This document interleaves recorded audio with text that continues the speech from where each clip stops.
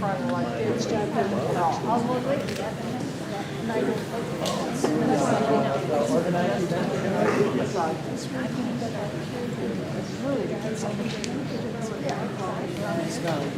You by yourself.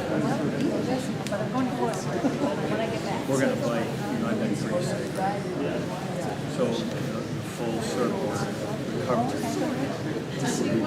recovery. The week prior, she's right. So we'll try to do it 3 days. Recovery.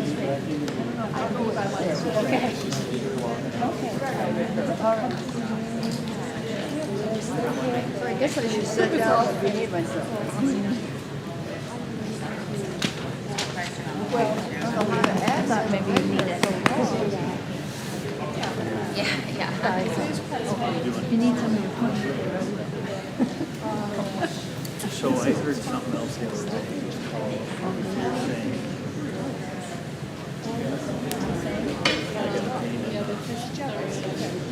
They bought me back? nope. Yin Yin yang. Yeah, you have pain in And I the said to somebody, I still can't figure out where the yin yang is. I had a friend who used to say that. I used to say, It's right there, you saw. is that where it is? I get a pain myself. Yeah, you pain Yeah, someone said that. And I thought, That was my mother. You got a pain in your sock?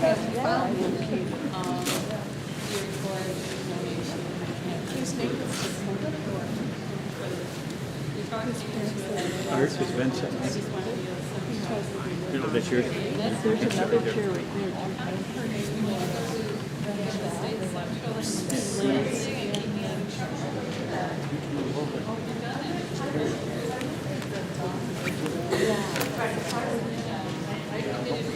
so yeah, there's in the nutshell. Hi, how are you? It looked very familiar. My hand. Yes, that's right. I'm Polish Dakota, and I met you. Yeah. Yeah. Joe and Amy. Yep. We say Janet. Oh, Erica. Yeah, younger. So he's Gerald. I knew I knew.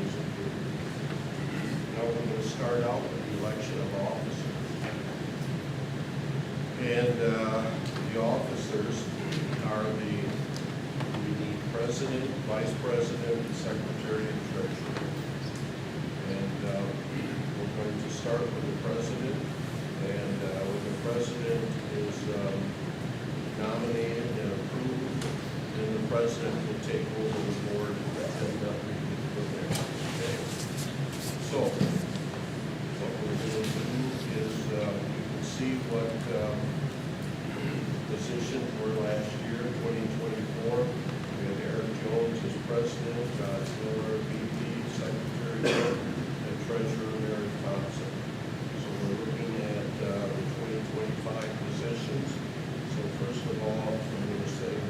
shall we take at this time nominations for the president of the Board of Education? We have a nomination. Okay, Kevin's has that Brooke has been nominated. Is that supported? Support. Anyone supported by Mary or supported by Becky? Okay, all right. Are there any other nominations? Hearing none, then do we have a motion to say and support to cast a unanimous ballot for Brooke as president? Someone want to make that motion? You make a unanimous ballot. Okay. Dave makes a unanimous. And is that supported by Kevin? Okay. All in favor of that motion? Is that a roll call vote? All right, we'll start out with Dr. Hoff. Yes. Yes. Yes. Yes. Okay. Congratulations, Brooke. Brooke, I hope I didn't contaminate this too much because of my cold. We couldn't wipe it off. And this time, you want to move over? Or you just want to stay there? Turn on that sign. It says right there. Mr. Miller, and you just want to change it. And at this point, you can take over the rest of the agenda, and this will turn over to the vice president. There you go, Crystal. Crystal gave me a mask. I think I should have. So my heart's in the right place, but it'll take some grace learning from the order rules. I'll slide over. All right, do we have any nominations for vice president for the Board of Education?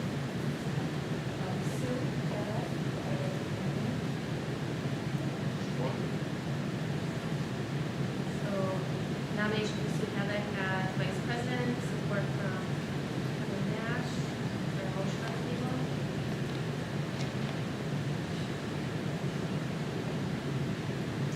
I motion to have vice president.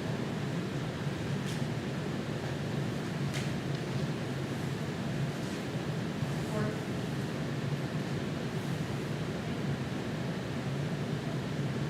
Roll call vote. Yes. Yes. Yes. Motion passes. We have a nomination for secretary for the Board of Education.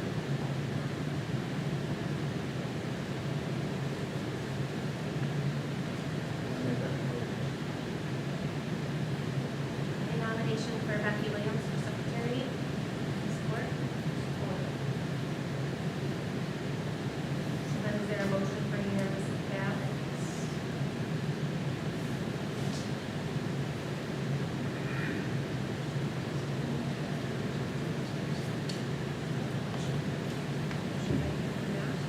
For the unanimous ballot? Support. Roll call vote. Yes. Yes. Yes. Yes. Nomination for treasurer for Board of Education.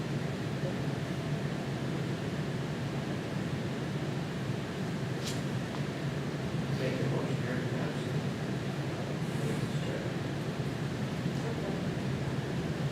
We have a motion for unanimous ballot.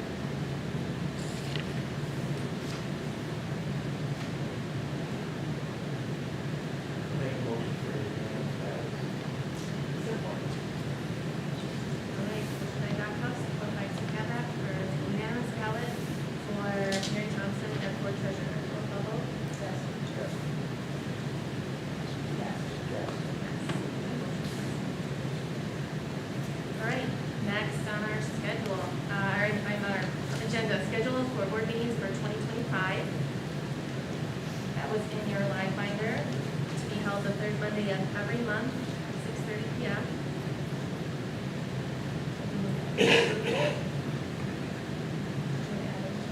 No.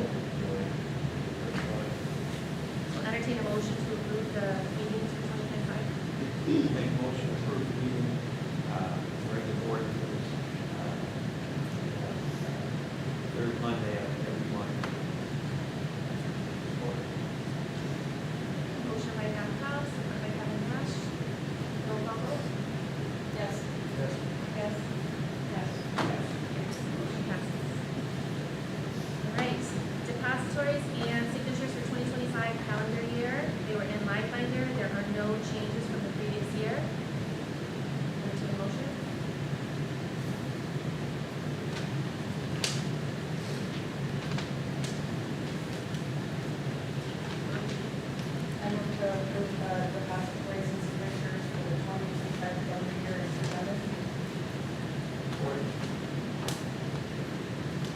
by Becky Williams, support by Doc Huff, for the board to approve the depositories and signatures for the 2025 calendar year as presented. Roll call vote. Yes. Yes. Yes. Yes. All right, number 6, credit and debit card authorization for 2025 calendar year. There are no changes from previous year. This was in our live binder. Entertain a motion. Approve the credit card, debit card authorization for 2025 calendar year. Motion by Kevin Nash, support by Mayor Thompson, and the board approve the credit and debit card authorization for the 2025 calendar year as presented. Roll call vote. Yes. Yes. Yes. Yes. Yes. Yes, motion passes. Number 7, retention of legal attorney firm. There are no changes from previous year. I'll entertain a motion. Make a motion, the board retain the law firm, law firm, PC, 2025 calendar year. Okay, motion by Dr. Huff, support by Sue Pendak, that the board retain the law firm of True Law Firm PC for the 2025 calendar year. Roll call vote. Yes. Yes. Yes. Yes. Yes. Motion passes. Number 8, designation of the superintendent's administration assistant for posting all board of public notices for 2025 calendar year. This is also no change from the previous year.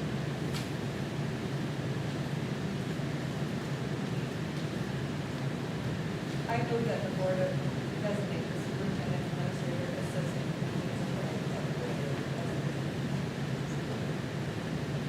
Motion by Mayor Thompson, support by Kevin Nash, to designate the superintendent's administrative assistant for 2025 to post all board public notices. Roll call vote. Yes. Yes. Yes. Sorry, I mean, yes. Passes. We're good. All right, number 9, superintendent to sign contracts and accept resignations. There are no changes from the previous year. Motion.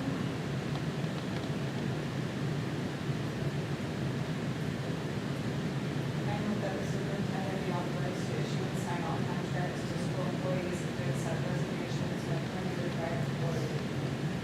Board. Motion by Becky Williams, support by Dr. Huff. Roll call vote. Yes. Yes. Yes. Yes. Yes. Motion passes. Okay, so now we're on to conclusion. So we're on to the regular board meeting. So we have the approval of the regular Board of Education meeting agenda. Need a motion for that? I'll make a motion that approve the regular board. Okay, motion by Dr. Huff, support by Kevin Nash, that January 20th, 2025 Board of Education meeting be approved as printed.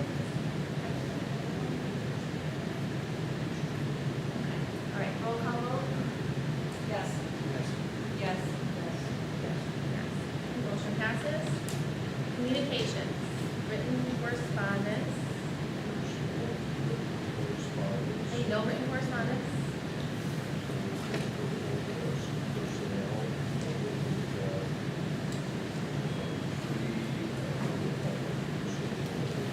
Okay. Ovid-Elsie personnel. Okay.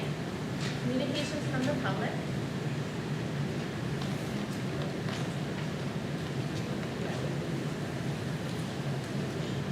All right, the Board of Education recognizes the value of public comment on educational issues and the importance of allowing members of the public to express themselves on district matters. First one, Eric Jones.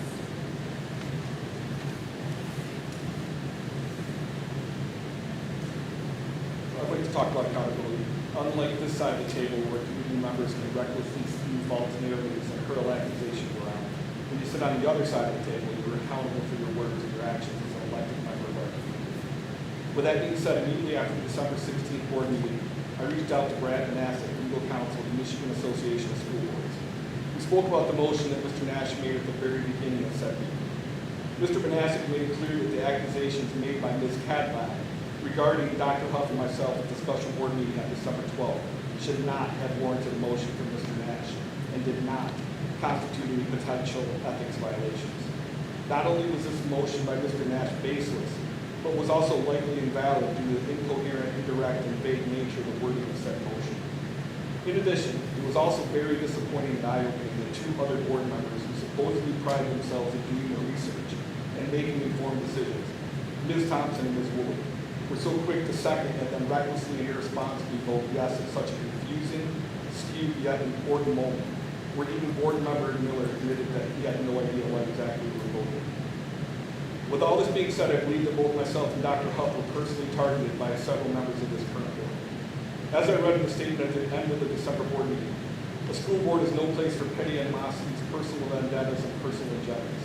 I'm hoping that all these members will finally move on from such actions and turn their focus to what's truly important, the children, not the stakeholders, but again, our children and students. The definition of ethics states the moral principles that govern a person's behavior.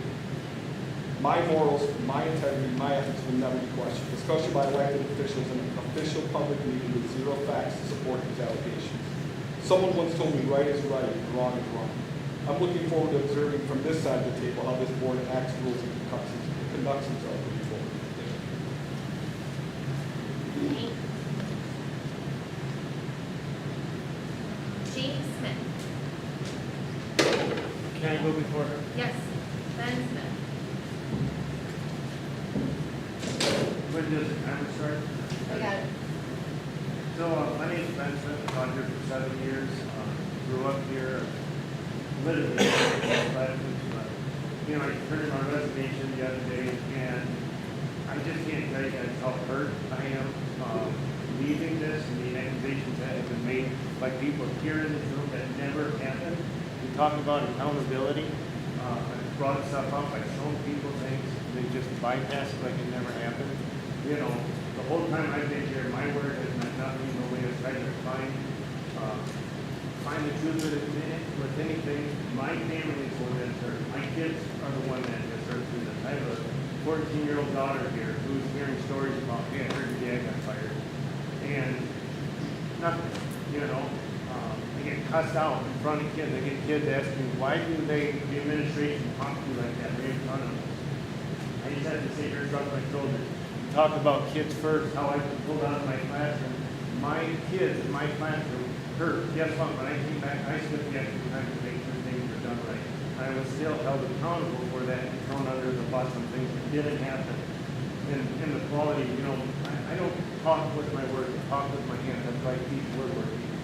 And to have that used against me was just, like, I just can't explain what this has done to me and my family. Like, I wanted my kids to go here, and at this point, I wanted them to have nothing to do with this one, nothing to do with the school district anymore.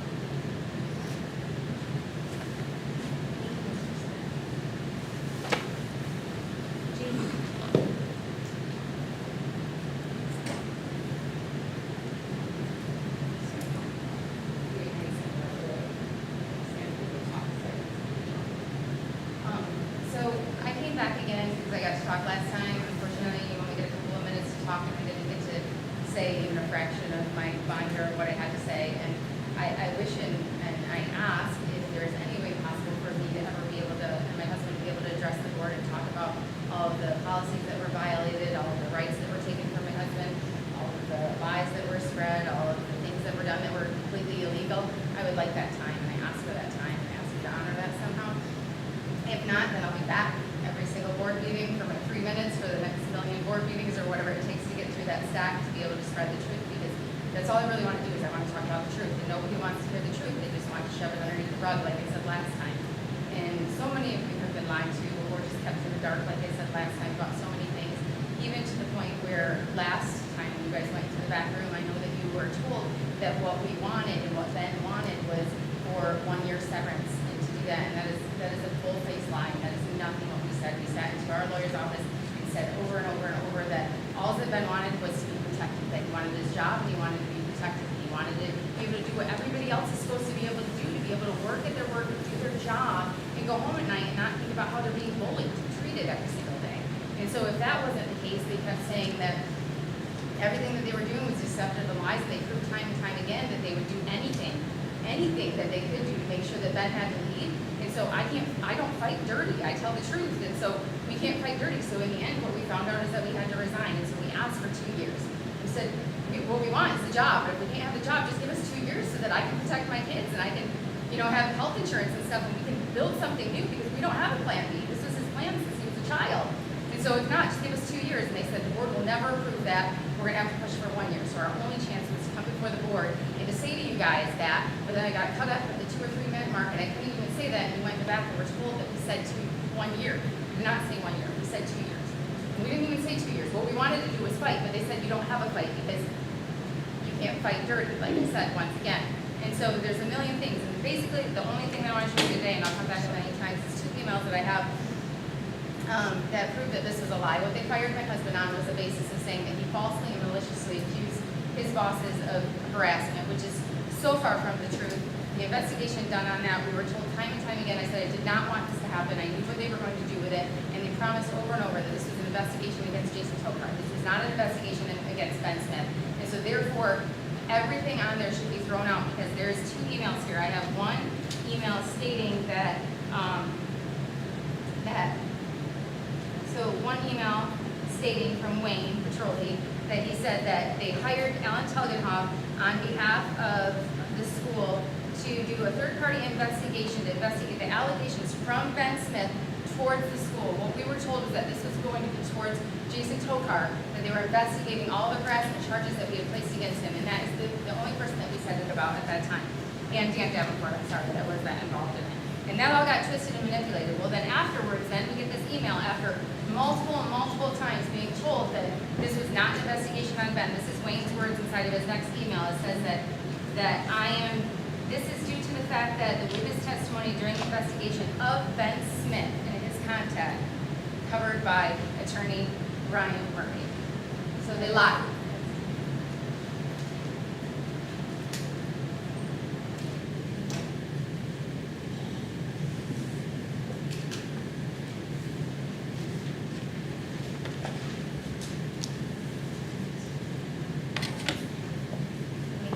Consent agenda. Minutes from December 16th. Bills, monthly financials. Have a motion.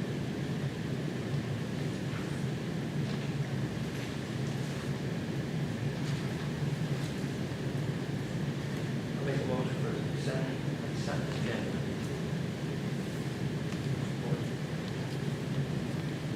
Motion by Dr. Huff, support by Kevin Nash, that the consent agenda be approved as presented with a roll call vote. Yes. Yes. Yes. Yes. Motion passes. Okay, number 13, Board of Education reports. Okay, starting out with the month of January, it's Board Appreciation Month. And I know there's some staff members that I need, have stated that they would like to recognize the Board of Education in this recognition month. Also, you see under the name there, I'm just going to read parts of it. As part of Michigan School Board Recognition Month, I would like to take this opportunity to recognize the exceptional leadership and service provided by the Ovid-Elsie Board of Education.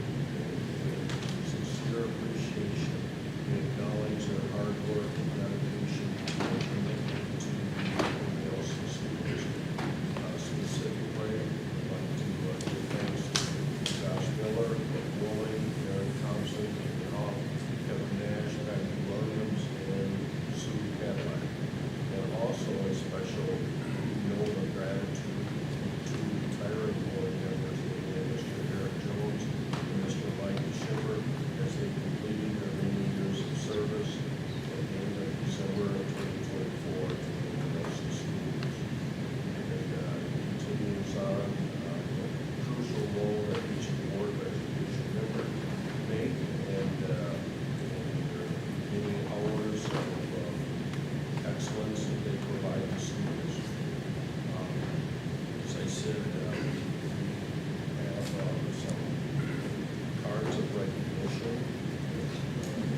Brooke and Claire, you, Eric Thompson,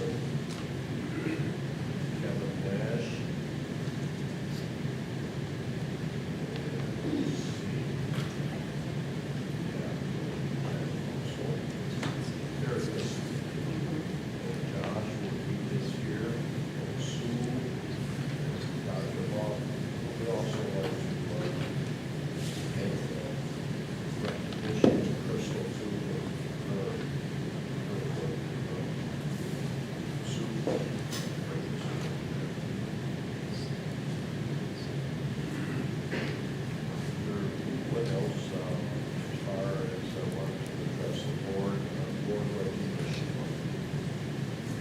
Good evening. On behalf of the teachers at Ovid-Elsie, we would like to thank the school board, say happy January School Board Appreciation Month. We appreciate your service in the community. We appreciate your support, not only the students, but for the staff and the community. And we'd like to publicly acknowledge you for that. And we have a little treat and a little gift we'd like to hand out to everyone. So just give us a minute. We'd like to do that right now. Thank you.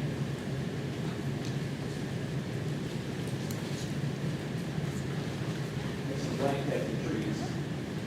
All over around here, so.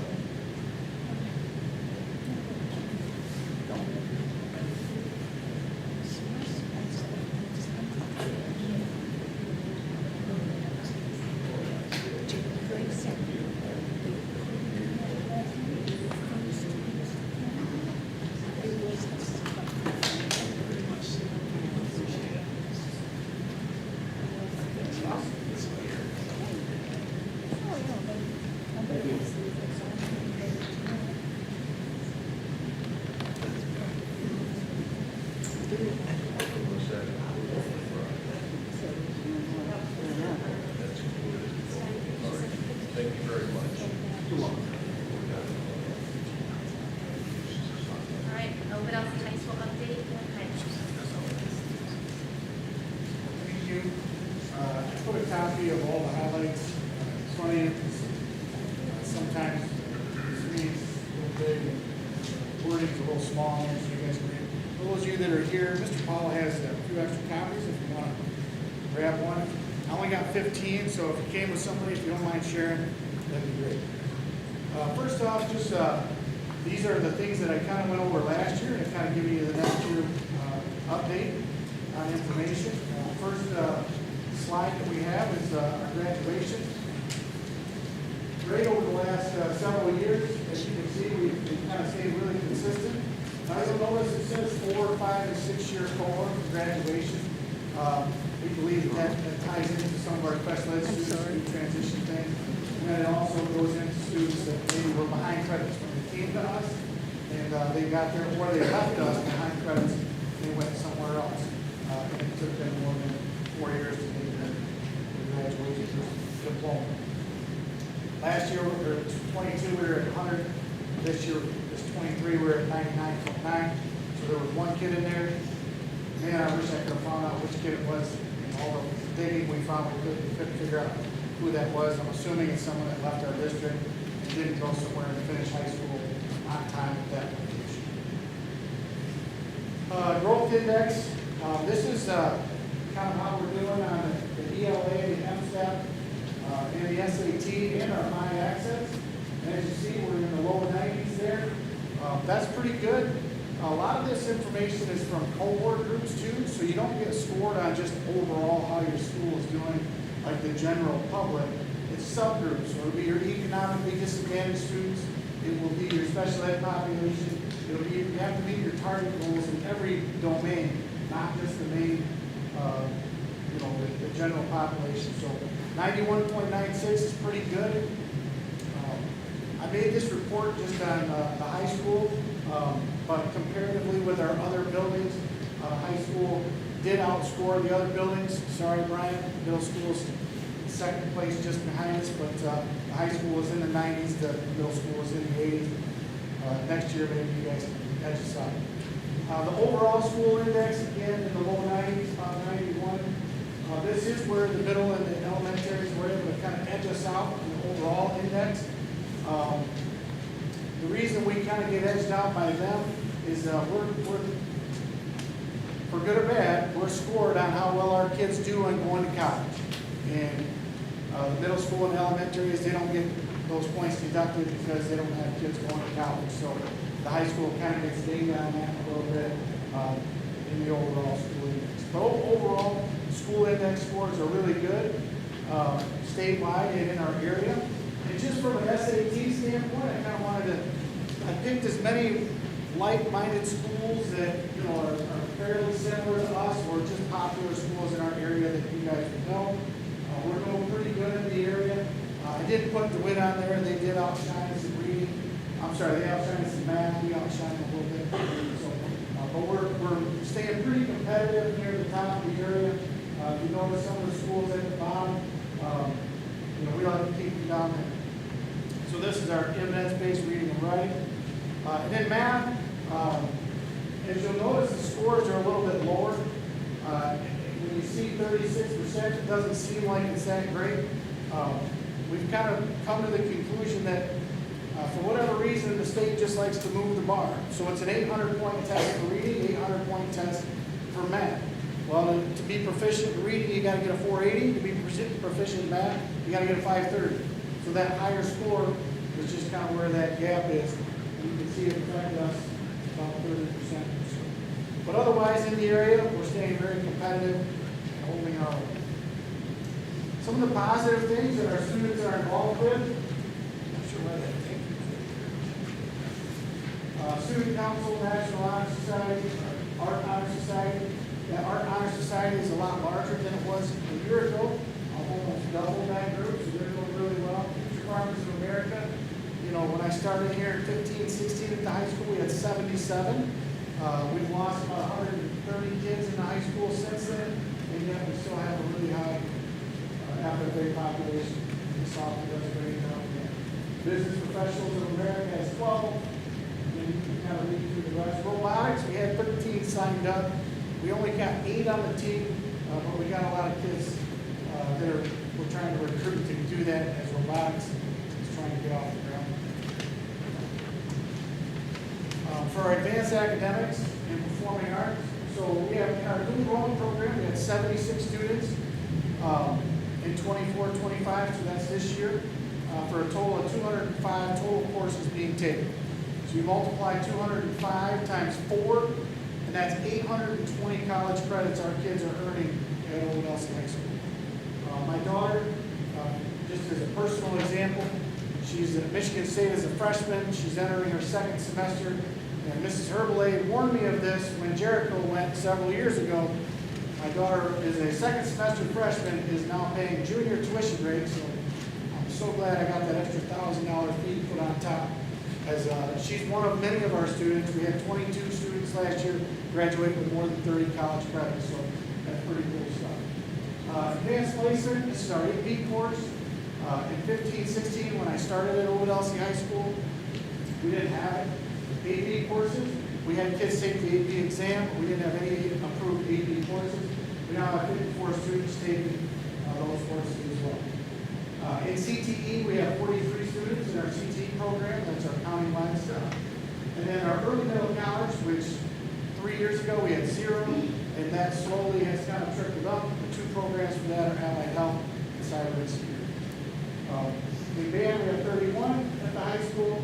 We also have the 8th graders who perform with the high school band in marching festivals. And in choir, we have 14. In drama, we have 36. And if any of you got out to the play this past weekend, Mrs. Bayshore at School of Rock, if you went to it, it was pretty awesome. They performed that on Friday to all of our students, and it was a rock show.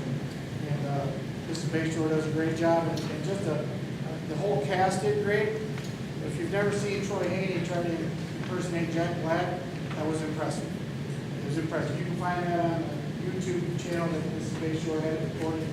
That was something special. Just some things that our high school does. We have some really good teachers. We do a lot of extra stuff. Our canned food drive, student council collected 602 cans, plus over $600. The blood drive that we had, 31 units. We'll have another one in the spring. Our athletes in action. Thank you to Ms. Frucci for organizing our kids meet and greet the elementary students. Community Christmas, NHS adopted a family of 6 last year and a family of 4 this year. And then our learning spot, it's where our NHS students sit and tutor all the students who are struggling. Several years ago, we had a big crisis with student failures and all those kinds of things, and we put in some things to make sure that our students had support in the school day. And so right now, every Monday through Thursday in the morning, break and at both lunches, we have our NHS students and our student council kids getting service hours to support and tutor any students who are struggling in class. Teachers can recommend them and kind of assign them to go, or the students can go on their own once their parents find out they got that D that they don't encourage. And our kids are doing really well. Failures are extremely low after our first semester. Our PBIS stuff, our data is only through September and December this year. So we have 62% of our students have been recognized by our staff so far, so we're still working on that. We actually just had a report from Amber in December about what students we need to reach out to, because we want to make sure all of our students get some sort of positive recognition from us throughout the school year. So the Marauder Motivator, that's where our students and staff kind of motivate staff members who are doing a great job and are motivating the students. So a couple positives here.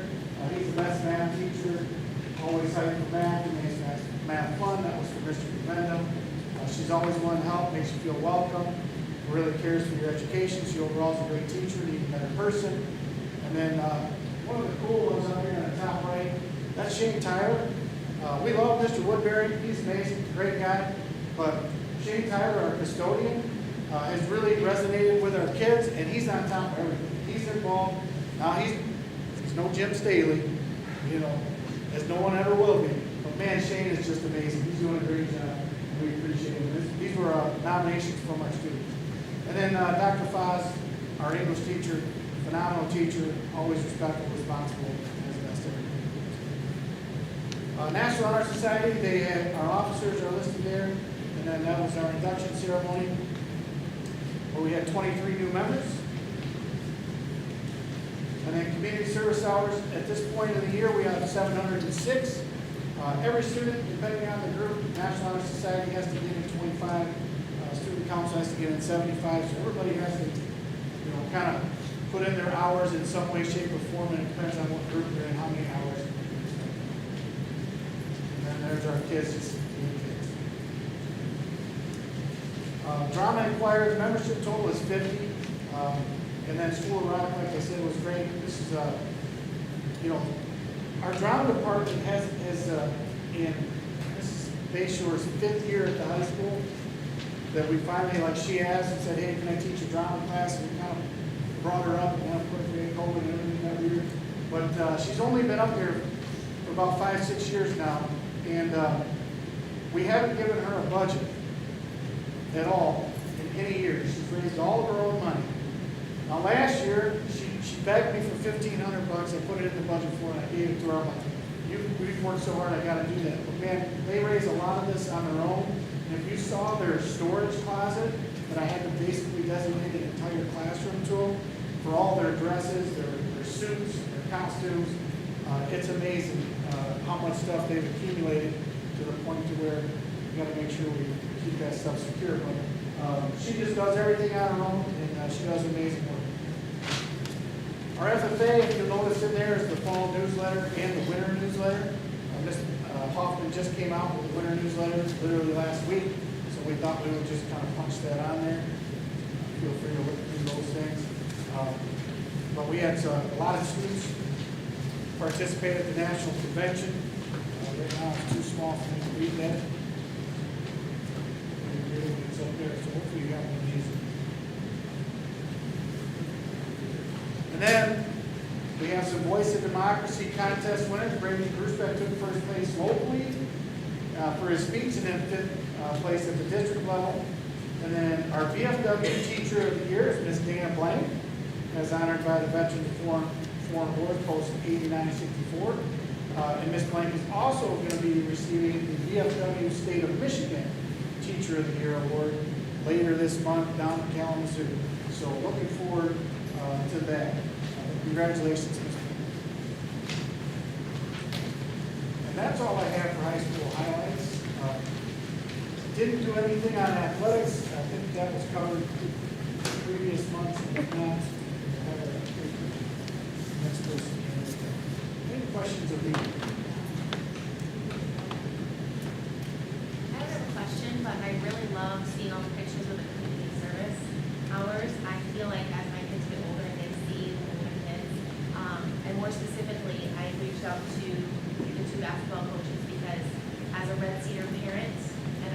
wife usually has to find all the volunteers. I love that your athletes on those teams are putting in their community service time and doing that, and making that program a success for all of those. Yeah, what's really fun is that they have to take a photo wherever they're at. So whatever they're doing for community service hours, they have to take a photo and send it through the app, and it kind of logs their hours for them. But they have to take a photo while they're there.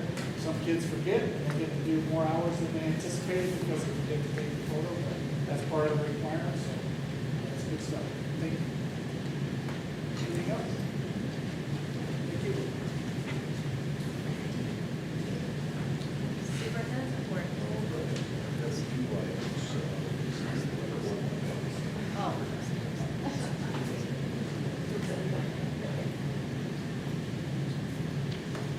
On items 1, 2, and 3, as I stated on the agenda itself, and only the board presidents of these, so I'll talk to Brooke after the board meeting tomorrow and set up the time.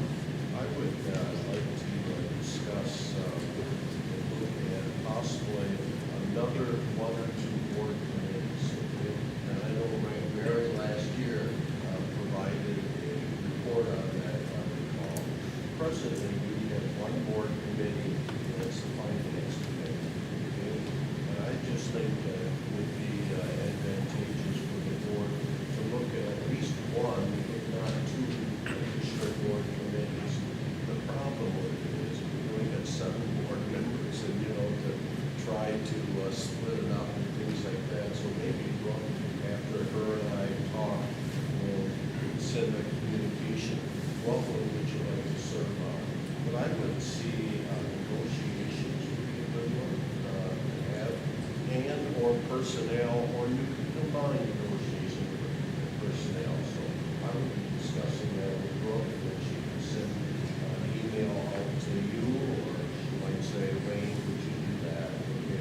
And the reason for that is in negotiations this year, we have 2 master agreements, one's teachers, one's paraprofessional, and also it would be a good to move to the next superintendent, so therefore you can have some communication and knowledge of that that you can convey to your new superintendent. So I would say, as I said, personnel and/or I would say either combined or have 2 negotiations personnel. So as I said, I'll talk to people on that.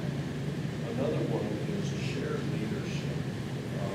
The school has a shared leadership, and it meets monthly. And it's the 4th Monday of the month.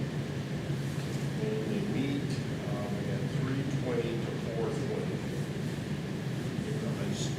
And I think it would just be excellent if we had 1 board member. If 1 board member could not make it, maybe you could have 2 that if there was a conflict. But they meet from 3:20 to 4:20. And then I could see the board member, the following board meeting that would follow that, give a report to the board. So I think it would be good for the board to see what takes place in the leadership, and it's elementary, middle school, high school. All right. So that's another thing that board member might want to take a look at. It's a scheduling problem too. At 3:20 is not always advantageous for everyone's schedule. Okay? They do meet from 3:20 to 4:20. So that's another one. The next one is the board agenda. A few individuals brought to me about the agenda format, the board communication. We look at a little bit different template or format on that. So I would like to talk to the board president about those 2 items. So that's part of my report. I just want to talk to the whole board and get input in regards to the agenda format and the board communications, how people talk to the board.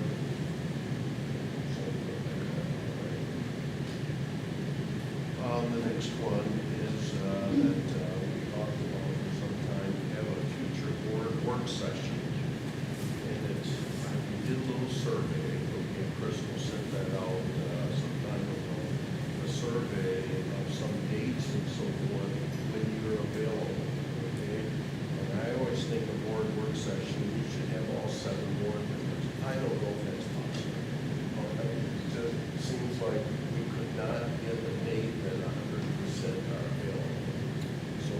try again, but right now we got anywhere from 5 to, one time we had 7 board members were available in June. And you might say, why wait in June? Well, I'm going to recommend you have a facility, all right? And it's up to the board if you want to have a facility. The dates dependent on his schedule to a certain extent too. And I'll have that a little bit later in the board under the agenda. But if we're going to have all 7, I don't know if it's possible. Okay, at least it didn't come from this little survey that we had.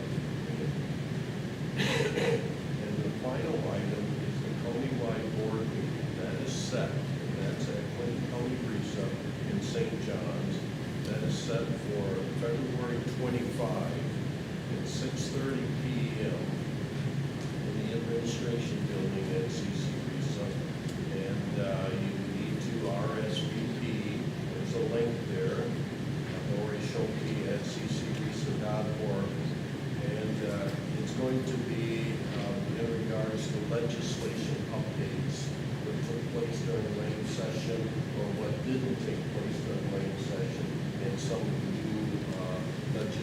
legislation that's coming up. So I would recommend if you're available on February 25 at 6:30, please RSVP on that. And the flyer actually says 6:30 to 8. So 6:30 to 8. Yes. Well, If that helps. maybe the last early 30. Usually a little lunch or supper you might call served also. And that completes the report. All right, so we're into old business. Letter A, superintendent recruitment and selection. Yeah, I can say a few things. Going back to October, ad hoc committee of Mary, Brooke, and Josh met with Mark Palmer from MASB, and he provided information at that time, but the whole board did not hear everything that he provided. Mr. Palmer is with us somewhere. Oh, there's Mark, okay? He could provide us information on that, and then there's a recommendation in regards to have the search committee recommend to go with the ASB. So Mark, the board is here to ask questions, and I think there's a couple documents that we have them on the line binder. So there's a timeline there and then a contract with background information. Great. Well, good evening, and thanks for having me out this evening. As Dr. Petroli said, I am Mark Palmer. I work for MASB doing superintendent searches, and some of you may have seen me doing superintendent evaluation training, that sort of thing, and different sorts of things for MASB. A little bit about me, 35 years as a public school educator, served as a teacher, an athletic director, a high school principal, superintendent, 24 of which was in St. John's. And currently, I am also serving as a board member for Clinton County Resa. So I retired from education 2 years ago, and the day after I retired as superintendent, I became a board member because I guess I decided to get away from it. But I've been doing this for the last 2 years, and it's very rewarding, and I like to help schools, particularly schools in the county that I reside in, find a superintendent. So MASB has been is your association, it's a service that we offer, and been around for 70 years. Placed hundreds of superintendents in that time, and so that's kind of where we're at. We make sure that we follow the Open Meetings Act. Everything that we do will be done in open session, whether it's selecting the candidates to be interviewed, the interviews themselves, the deliberations, and the selection of the superintendent. All will happen in public. It's very important that we follow that rule, and I want to make certain that you're all well aware of that. So back in October, well, let me back up just a little bit. My role is to facilitate the process. I will post the position. I will help recruit candidates. I will vet those candidates out to make sure that the criteria that you would like to see, and I'll present the candidates to you as a board. You will see all the candidates that have applied and are qualified to do that, be a superintendent. When I say qualified, there may be someone that just, they're out in California and they applied and they really don't have anything to do with schools that we've never had.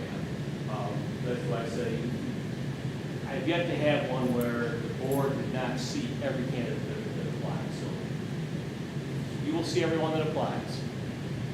I will give you information on them. As I said, I'll vet them out. But ultimately, you decide who to be interviewed. I will facilitate the interview process. You will ask the questions, you will do the interviewing, and you will decide who is the finalist, who moves on, or who is selected. So when you're thinking that I'm going to do all the selection for you, that is not how this process works. I just facilitate it. So I want to make sure everyone understands that you will do the final deciding all the way through the process. So if we refer to the timeline a little bit, and I think it's probably in your electronic board book, it's about a 12 to 14 week process. We've laid one out. We've laid out a timeline that I given to the ad hoc committee back in October. This process it lays out what meetings would be, what I would do. So the next time that I would plan to come and meet with you would be February 17th. That's your next board meeting. And at that time, we'll finalize this timeline, and I'll bring with me a preliminary posting that you will approve. I will bring with me some salary comparisons. We'll establish a salary range if you want to have that on a preliminary posting. And then once you approve the preliminary posting that evening, we'll have it posted the next day. So from there, you'll see on the timeline, there's about within the next week or two, I'll have stakeholder meetings because we will have we'll put out a survey within the week of the 17th for anybody in the community, staff members, students, people that live in the community, parents, anyone that can they take an anonymous survey. So put that out. We usually have it out for a few weeks, and then I'll collect that and I'll bring that data back to you. Also during that time, probably within the first week, we got down to the week of the 24th of February, I will have stakeholder meetings in which I will meet with community members. We'll have an open meeting, usually in the evenings. We also meet with staff during we'll have a time for them. Typically it's right after school hours, so when everyone's there, I can meet with all staff. Whether it's one or two different meetings, it depends on how you have your elementary and secondary schools set up.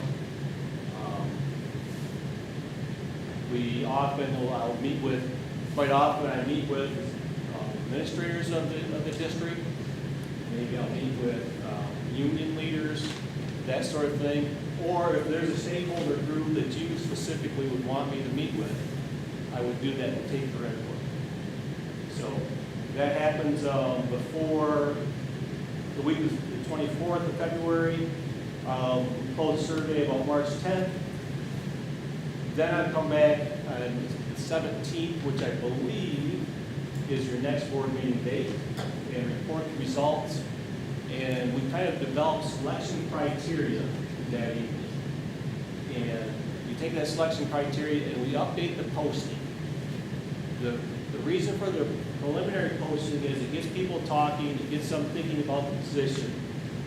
And then they go out and they start getting people to write letters of recommendation for them, that sort of thing.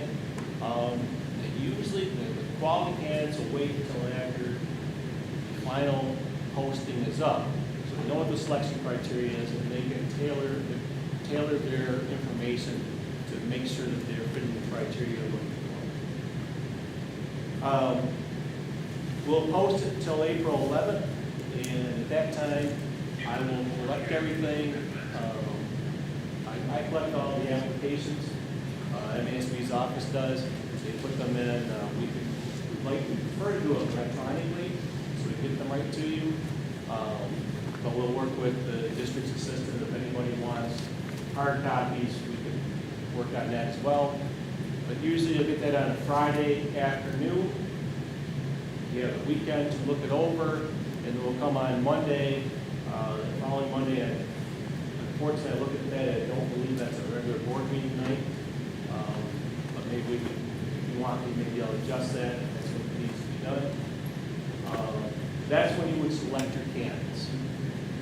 So we'll do that, and then at that point, and up to this point, everything is confidential. All candidates are confidential. When we talk about them, we refer to them by number when we're talking about them in public. It isn't until you select a candidate on that night and then to be interviewed. And I call them and confirm that they accept the interview. Once they accept the interview, then we'll put their names out to the public to see at that point. So just to give you a heads up on how that works. Other than that, we usually we do a first round interviews, and then we do about a week later we'll do the second round for a couple of finals. And usually after the second round, the board is ready to select. But that is your prerogative. You don't want to select anyone until you're comfortable with the candidates you have. You have all the information that you want. So I do have a couple different dates for alternative dates. An alternative date if you want to wait a little longer on the selection. So that's kind of a 75-minute presentation in 10. But any questions that you may have for me?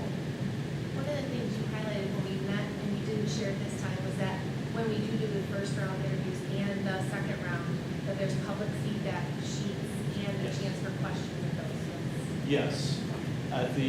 We will have opportunities. We try to make this where all stakeholders have a chance to give you input as much as possible. So at the interviews, the first round interviews, we'll have feedback forms. We ask the same questions to all the candidates in the first round. Exact same questions, no follow-ups. We can get into that at another time.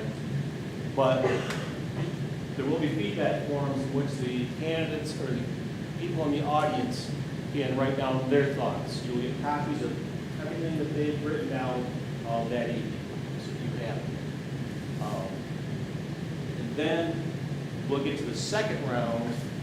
When we do the second round, they not only can give you the feedback, but there can be questions that may come from the audience. So there's a form they can fill it out. If the question hasn't been asked and there's time left in the interview, I'll look them over, make certain they're appropriate questions.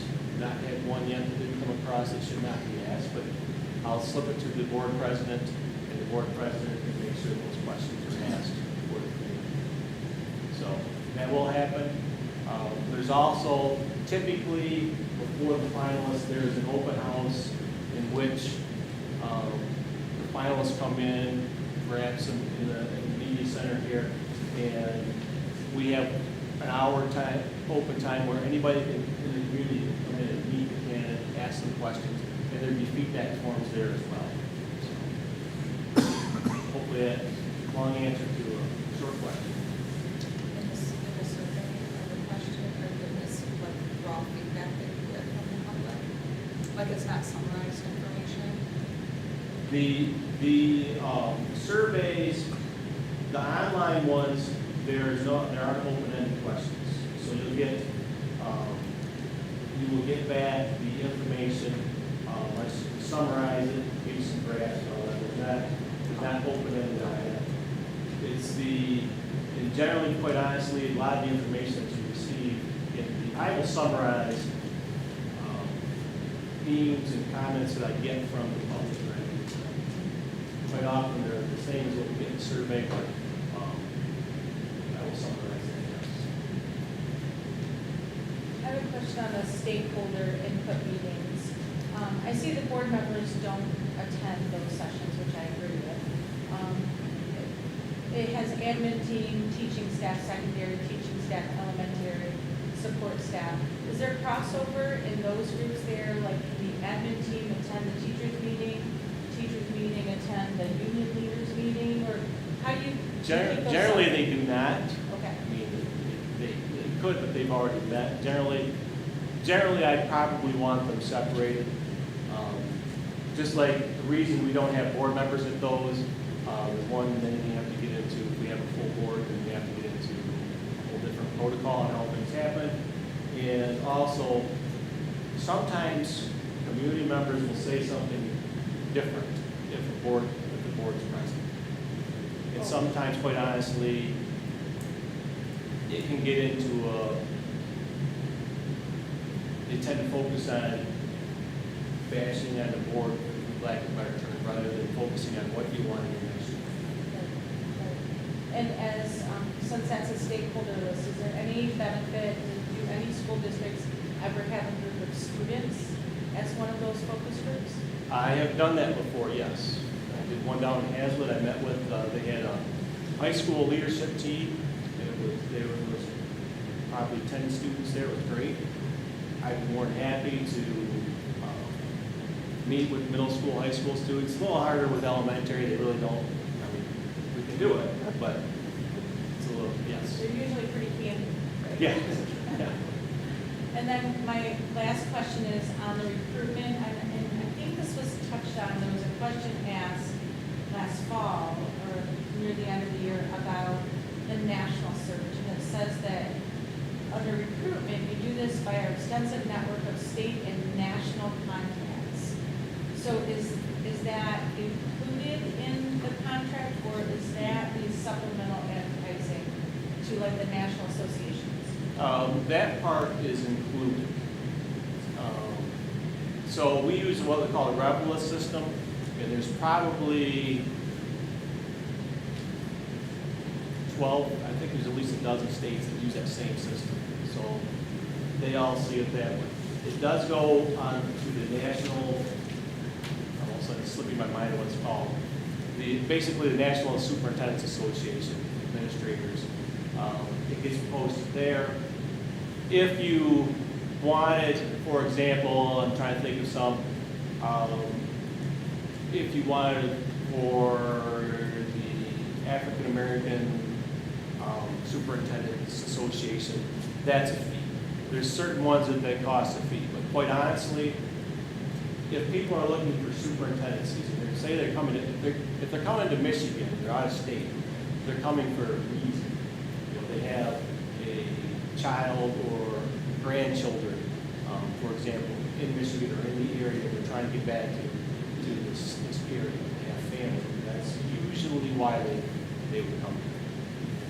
If you're a superintendent looking, you know that you go to the MASA site, you go to MASB, you go to all educational positions in Michigan are listed on my staff, and that is, with the internet now, that is really nationwide. If you're looking to become a superintendent, and you want to come to Michigan, they know where to look. Thank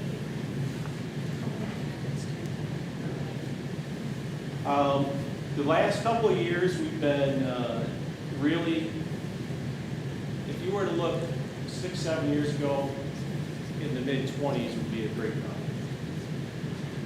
The last couple of years, if we can get to double figures, a dozen, that's now considered a very good number. They're just not as willing to pick up their families and move as much. However, saying that, I will say, did one, we did Bath year ago this, in the fall, which is a very unusual time, we had 20, I think we had 23 apply. As of last year, I believe I had 23 as well. Did one last spring in Chippewa Hills. It was a shortened one. We were able to get 15 on that one. So typically 12 to 15, and right now is considered a very good number.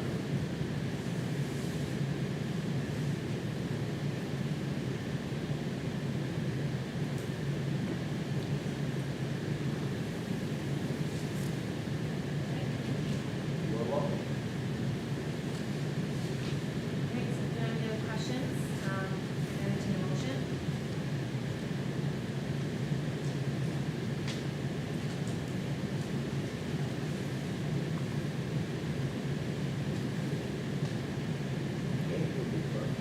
So if you don't have any other questions, I'll entertain a motion.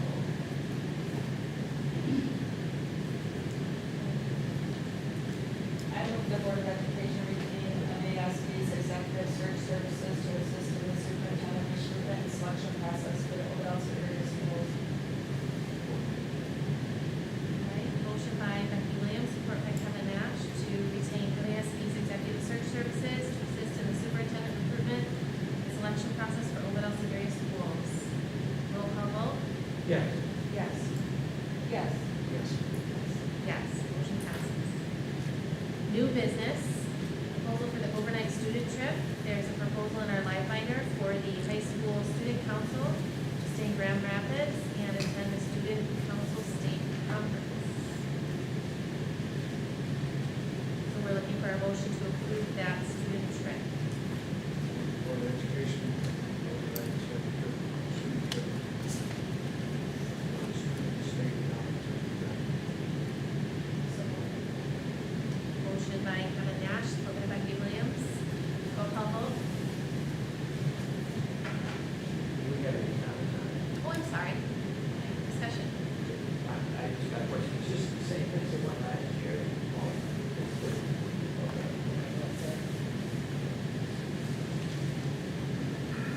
Any other discussion?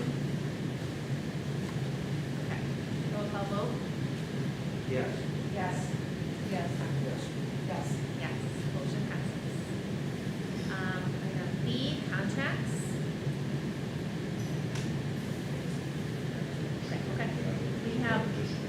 Okay. We have a 3-year contract from 2025 to 2028, presented in my binder for Nicole Stellara for library and media center specialist. Entertain a motion.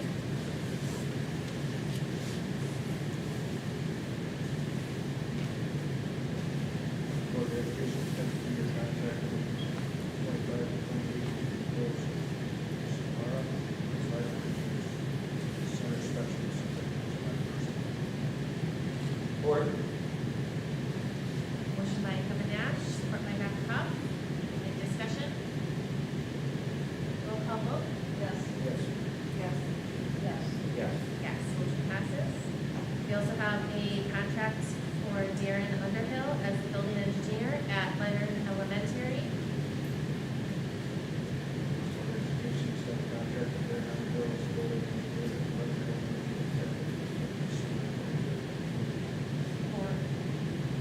Okay, motion by Kevin Nash, support by Mary Thompson. Any discussion? Roll call vote. Yes. Yes. Yes. Yes. Yes. Yes, motion passes. Item C, resignation. We have a resignation letter from Bruce Winter as athletic director. Entertain a motion. Make a motion, Board of Education accepts with regret the resignation of Chris Winter as athletic director effective January 17, 2025. Motion by Dr. Huff, support by Kevin Nash. Discussion? Roll call vote? Yes. Yes. Yes. Yes. Yes. Yes. Motion passes. Item D, board work sessions facilitator. Yeah. That's what I talked about in my report. And, since it, I think it's an excellent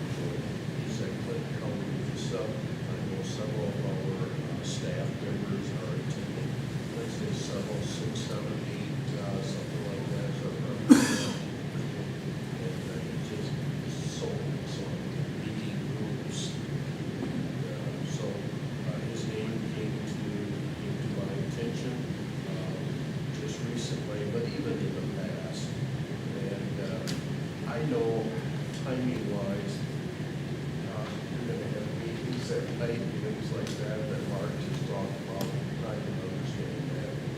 But, as I said, several board members said to me, you know, we could have some board work sessions. So he put that proposal together, and you have that document there. And he has sessions, it's not just a one-time he comes in, okay? It's several times.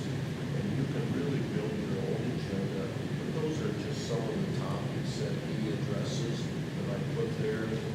Setting the stage for hiring, onboarding a new superintendent, which should be advantageous at this time. Exploring shared values, determining district strengths, and goes on, foster collaboration. And we would like to have a board work sessions, and not only just with the board, at a particular time, he would also recommend that the leadership team, the administration, come in also. So that's what the recommendation is. And those dates, I did not put those down, except I see usually Mondays seem to be working a little better. Simply because that's, board meeting nights.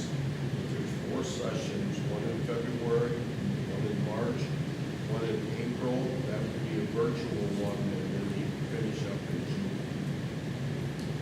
So, yeah, I don't know what else to say there, except that would be an idea to have several board work sessions. And as I said, we would build an agenda together and be the Board of Education.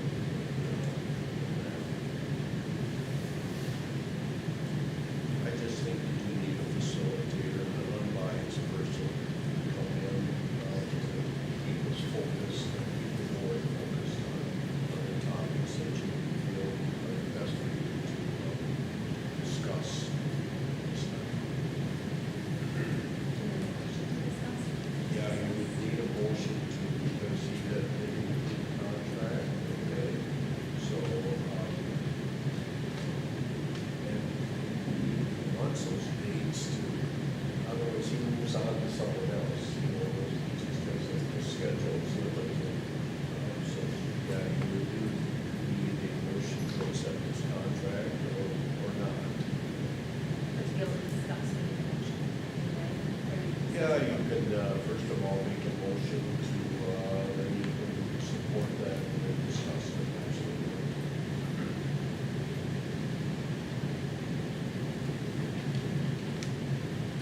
Entertain a motion.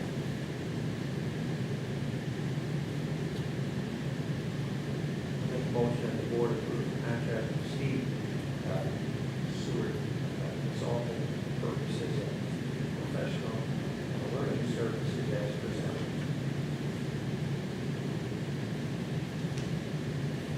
Motion on the table. Support.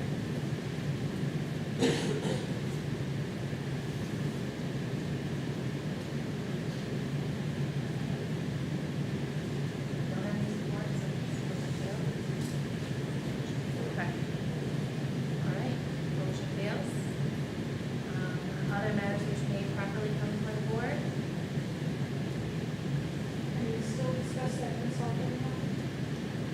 You know, that way, I guess I would bring that up from hearing the board. I'd say, if you want to support it, then you can discuss it, then Right. vote on it, yes or no. Otherwise, you said hearing from board members. I don't know what you could put from hearing to board. All right, hearing from board members, I want to go first. This is not a reaction to anything that was said tonight. In fact, I had planned to speak only for myself, but last month, we did have some surprise actions, words at the beginning of our meeting, and for me, I've already personally apologized to the 2 people that this offends, but I wanted to make a public apology. I think that we should hold ourselves to high standards, and we're representatives, and for myself, when things were taking place at the last meeting, I heard something different than what was coming out of my mouth, and I want to be responsible for that. So I felt we were tried to clear up the conflict of interest comments. I did not mean to commit myself to accusing people of questioning their ethics. So I've already spoken with Dr. Cup and expressed that with Eric Jones, but I wanted to publicly apologize because that's what we teach our kids to do, take responsibility when maybe I said something in a way that might have been hurtful. My words were never meant to be hurtful or accusatory, just I thought we were clearing up the situation. I know we're moving on and I'm only speaking for myself. I'd like to make a comment too. What Jason said, I went to the School of Rock play, and that was great. And they did a very good job. I think this may be the best one I've seen. And the guy, I don't know who Jack Black or whatever the guy's name is, but that young man was very good.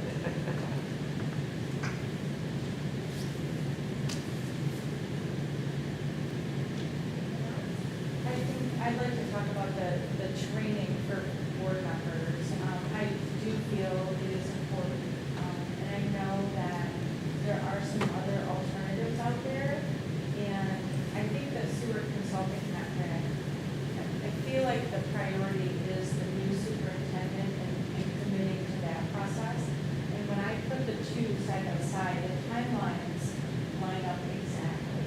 And for me, I think the bigger focus is getting someone in here as well.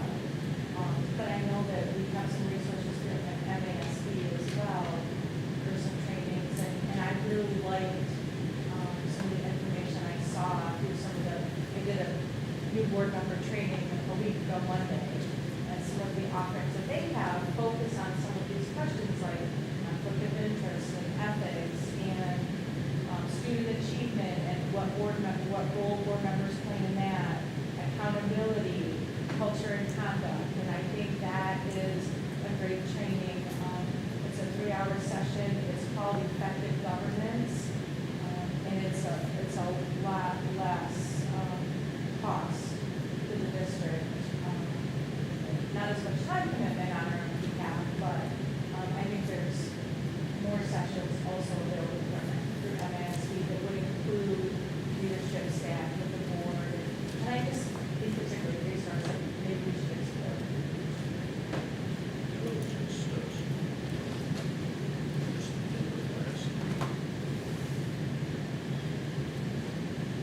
Her name is Mark's still here, Mark. NASB, she used to be superintendent, Shiawassee, Terry, or she got from NASB. You recall, okay, I'm sorry. My voice is rather. A superintendent that maybe does consulting. Shiawassee, she works for NASB, Tricia. Tricia Yeah, she came, last week she contacted me after this agenda was all put together, so that's a possibility. Also, we'd like to contact her. For the board work session. I think she's really good at herself, even though Steve is wonderful. I know he was good. The other person at MASB, Debbie Stair, like, does a lot of the coordinating, that's all. So I think Josh and myself were talking about efficiency. Where you, okay, so that's what that was I on have a towards the end of previous last week. relationship with business. Oh, do you? So I can contact her these couple days and see what she has. There's some other- Yeah, that's what I'm sorry, just looking at you, but for a board work session, see what she says, and I can bring it to Brooke. Yeah, and I think that when you have this list here, and we're looking at like a $5,500 price tag for 4 sessions, I mean, yes, we already have work sessions for the superintendent search, but some of these things I feel like they're very important for our board to talk about and get on the same page. And I feel like it is something that we could even do without a facilitator, just to start making those lists and get a focus as a team. Another option. I agree with you.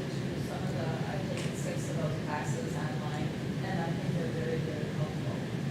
Understanding the governance, who's on one side of the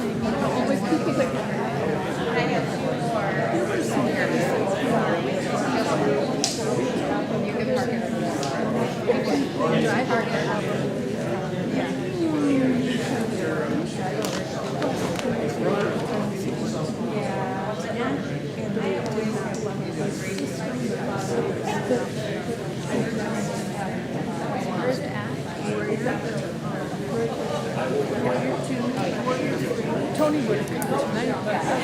He's froze. Water pipes are all fixed. He said, Mom, I gotta go. Between that and helping me through all this catastrophe that I had, you know,